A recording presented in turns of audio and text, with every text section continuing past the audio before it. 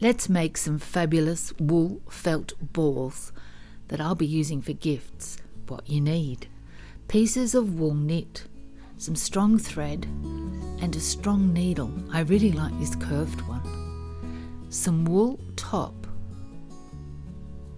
gloves, some hot water, bubble wrap, olive oil soap and an old towel.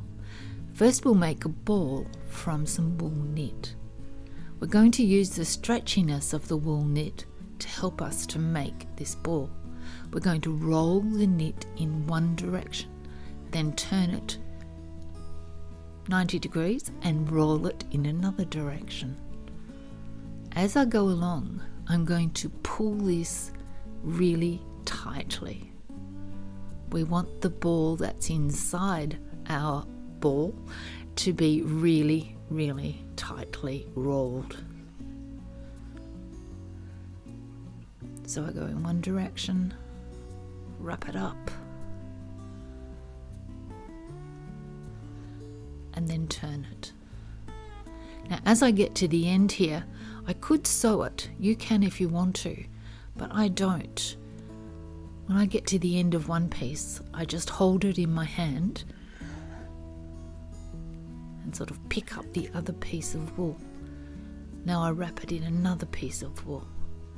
And I'm going to do that until the size of the ball is about what I want, which is something that will fit into the palm of my hand.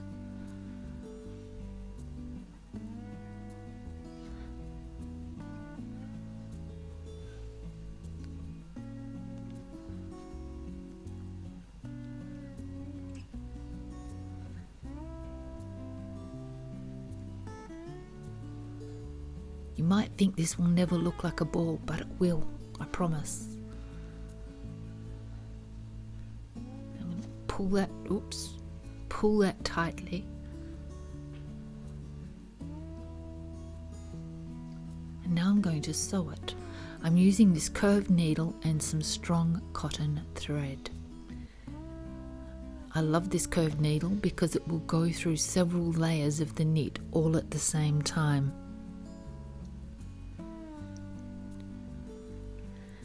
Just have to make sure I don't prick myself in the finger.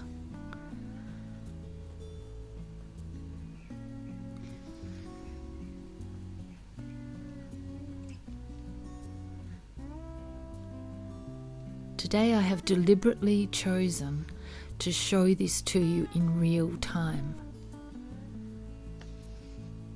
Sometimes it feels a bit false to me to be showing you everything at 400 times the reality. Because if you really are trying to do something for the first time, it's really hard to know just how long something takes. And this video is about 20 minutes, and that is about how long it will take you to make one of these balls, not counting some time in a washing machine or the drying time.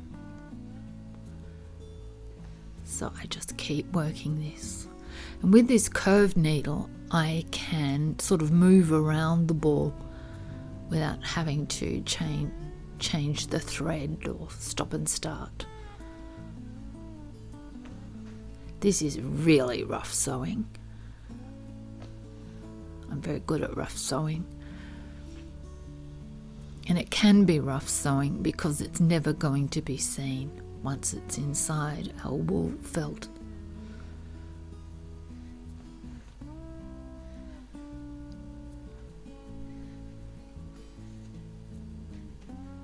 And it's at this stage as well that I just keep trying to shape it into being a ball by stretching the knit.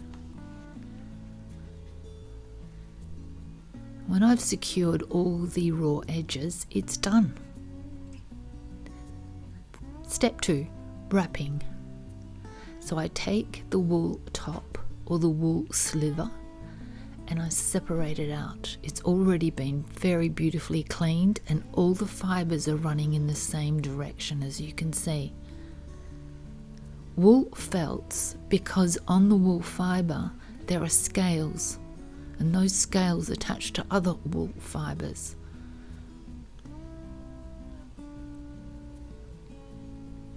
So I'm just separating out enough that will cover the ball in its entirety.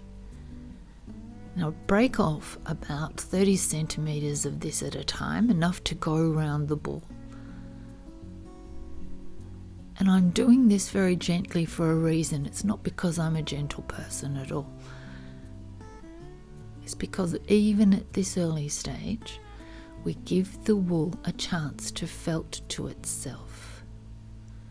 Just by patting it, holding it, will do that trick. It's good having the patterned base ball because I can see whether or not I have covered it adequately. So far, so good.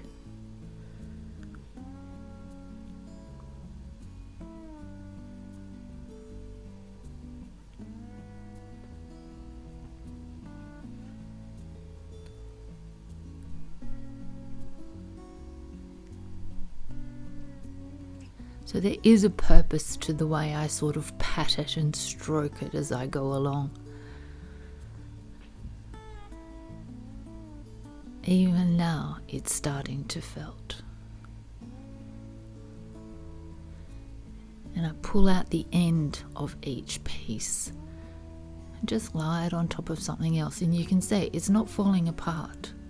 There's a few places there where I need to do some more. So I'll get another piece and wrap it some more.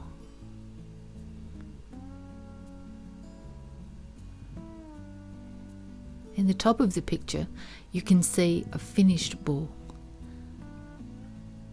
And you can see how much that has shrunk compared to the other big fluffy ball in the background. I expect this will shrink about 30%. That's a general guideline for things that are felted.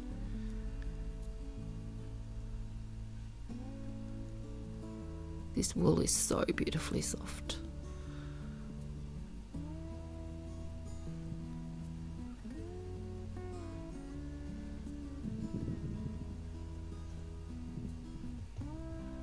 Pat, pat, stroke, stroke, little squishes. We are going to squeeze it, squish it, roll it. So we're just starting to work. And there it is, ready for the next stage. So now we're going to felt that outer layer. So I continue just to manipulate it very gently with my hands.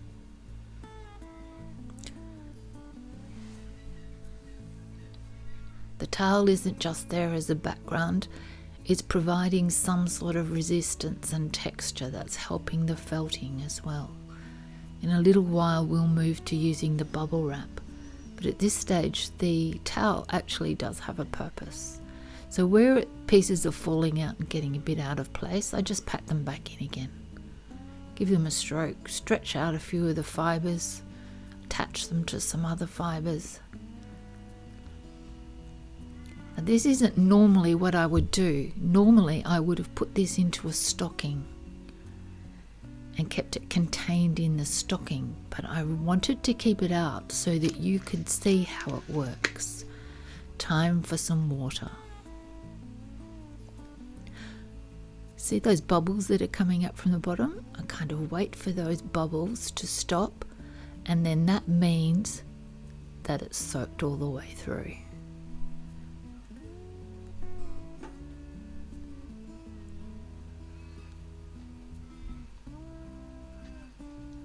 Hot water and agitation are the key things that make wool felt. I'm sure you all know that. We've all had those incidents and accidents, haven't we? When our best sweater or someone else's best sweater got wrecked in the washing machine.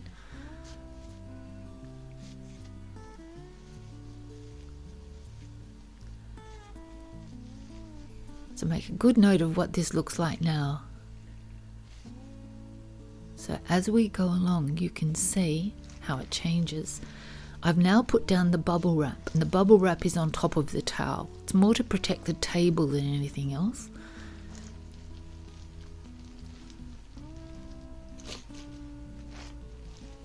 felt makers find that bubble wrap is really helpful in speeding up the felting process. In the old days, they used to use the old-fashioned washing boards that had ridges in them. Some people still use those as felt making tools. Anything with the texture. So again, I'm still not working very heavily with this. I don't want the outer skin to felt and all the wool underneath it to be not felted. That won't be helpful.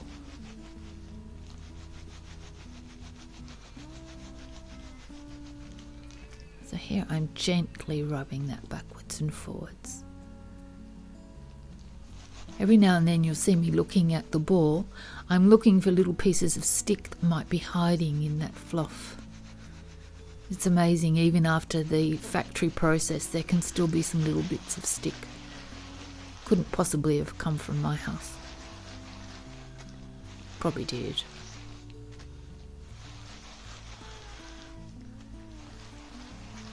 So there is no technique that isn't good here.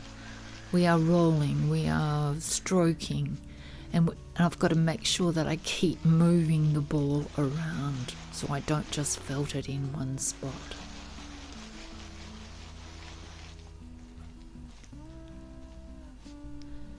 Keep making sure that it's going back into being a ball.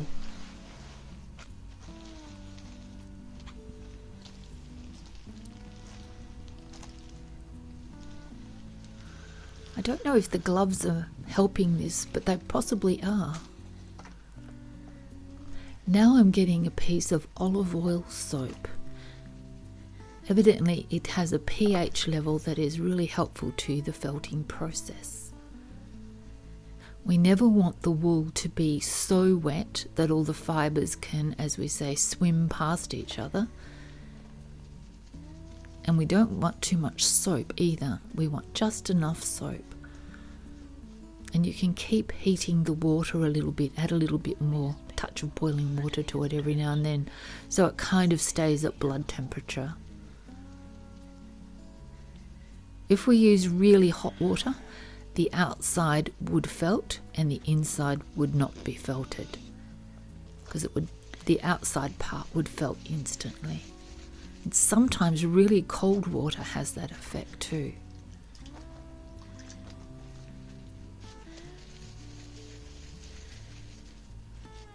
The ball's quite heavy at this stage because it's full of water, even though I have tried to squeeze most of the water out.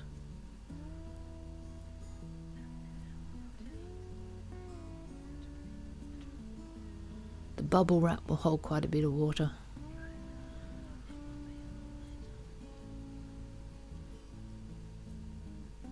You're starting to see the difference. I can see the difference. At first there were lots of folds in it. They're starting to go away. And as that happens, my actions start getting stronger. I'm using more pressure with my hands.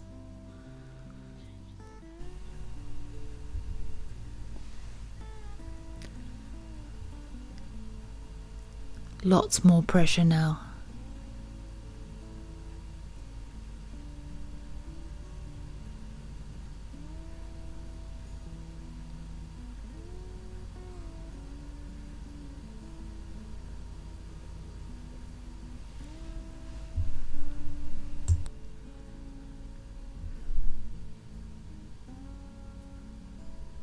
Rolling, rolling, rolling. You can tell by the sound of it. Ball dropping. I made this up. But really, dropping the piece of felt from a little bit of a height, for some reason, it makes it felt really fast. It's really great for when you get to the end of a project. Sometimes you can see the piece of felting before your eyes when you start dropping it.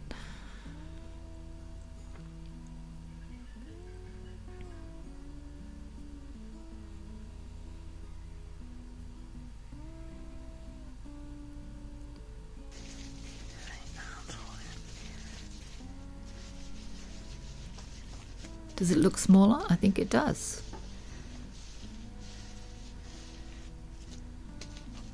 I'm using quite a lot of pressure on it now. Rolling it, rolling it, rolling it, rolling it. But actually this is full of soap and I'm going to need to get some of that soap out.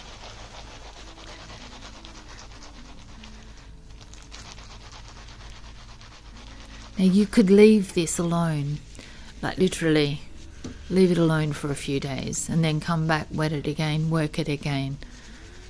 There's no rules about that. It doesn't all have to be done in one step.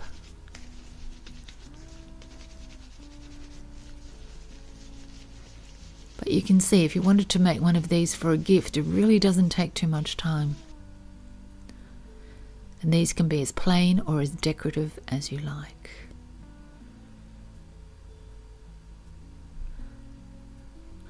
I am making here a set of 6 for someone very special in my life because it goes with the decor in her business.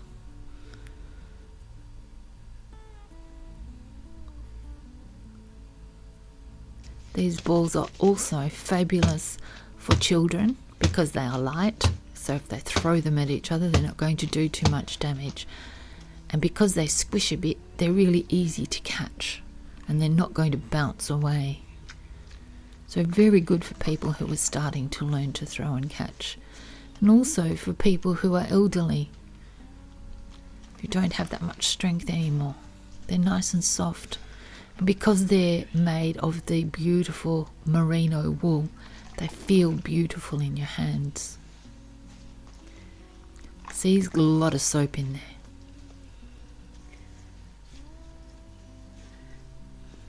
So I tried to get most of that out. And you can see here I have done a bit extra when you weren't looking, and I have got most of that soap out. Now the expert felt makers would probably say this has still got a fair way to go, but it's on its way.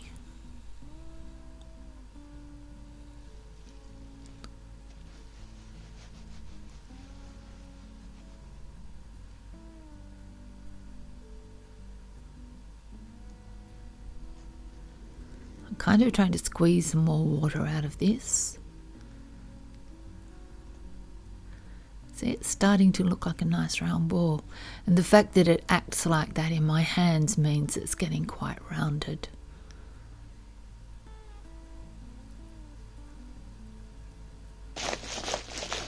Now I've picked up a piece of the bubble wrap that's clean, and I'm just putting some pressure on it, rolling it between the layers of bubble wrap. We're nearly there. Now remember I said that normally I would have put this into a stocking. I'm going to show you what that looks like before we're done. But we're nearly there. So there's our original base ball, or something that looks like it. That's how big it was when it was all fat and fluffy. And this is it when it's felted, but still pretty wet. It will get smaller. So here's the fat balls in the stockings. I put a little knot at the top of the stocking and then I can work it. And when it gets to the stage that our ball is, it's still in the stocking, and I would do this. I would throw it into the washing machine.